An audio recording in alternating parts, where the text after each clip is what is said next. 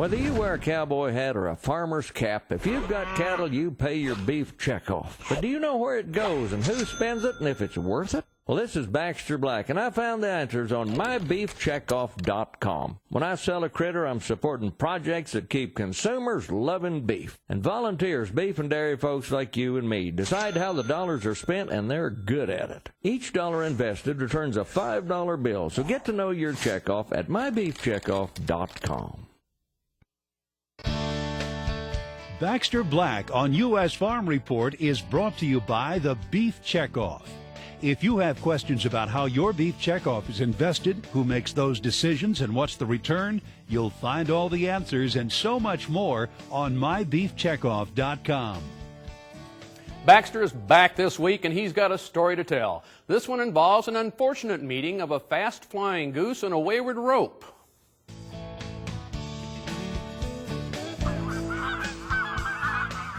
There's a lot of feedlots on the flyway of the majestic Canada goose. And the cowboys working at these feedlots see a lot of these big birds. They like the corn and silage as well as the steers. Jim is a journeyman feedlot cowboy and was demonstrating his ability with his rope as they pushed some poles up the alley to the vet shack. The other cowboys respected him and knew that his team rope and buckle was real.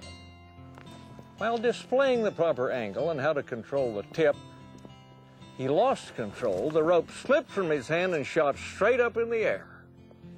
Coincidentally, the lead gander of a low-flying squadron of geese heading in for a lunch break flew right into Jim's loop. Honest, there were witnesses. The goose was slapped to the ground like a wayward tether ball. He rose in a squawk and sighted in on Jim and charged. Jim was riding Buck. Buck was only 3. And though he had adjusted to the roar of the feed mill and the klaxon of the bucket loader in reverse, he had never been attacked by maddened waterfowl. Buck swapped ends as Jim grabbed the horn. He approached the end of the alley at the speed of a Tiger Woods tee-off right towards the concrete feed bunk.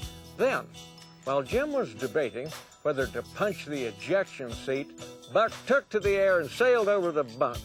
To no one's surprise, the pursuing goose lifted off the runway and soared between the lip of the bunk and the horizontal neck cable. Unfortunately, he was dragging 35 feet of 3/8 soft lay, right-hand twist, nylon rope.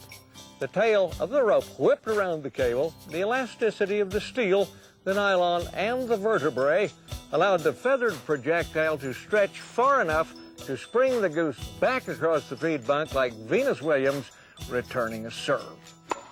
He managed to bounce in a muddy spot and survive. The audience of cowboys hooted, hollered, and honked over the feat of Jim's heading a goose.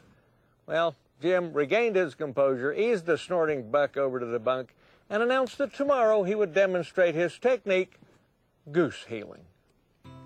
This is Baxter Black from out there. Baxter will return next week. Until then, you can read his work online at baxterblack.com.